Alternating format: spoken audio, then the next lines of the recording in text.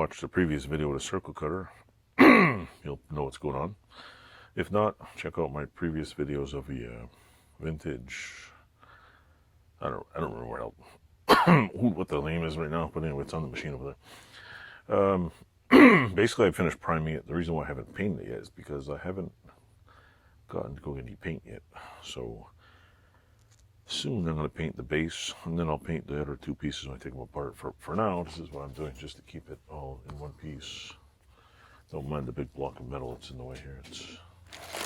I'll move it out of the way so you can see. I'm like putting a yellow drill in there. Alrighty. What I'm doing is I'm just putting the screws in here for now, just to hold it together, just to keep them from walking away, losing them. Let's only see if they fit. But I'm going to go put this over on the, believe it or not, I'm storing it on the scrap pile, or I'm going to put it somewhere else. Just temporarily, so I don't drop it, don't break it.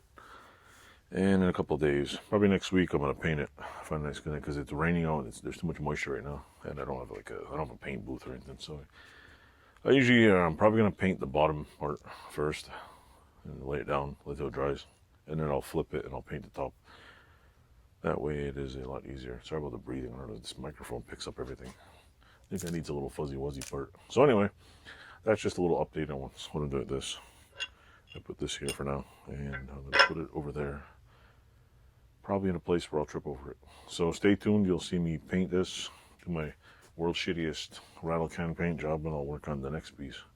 The next big bulk doesn't look too bad.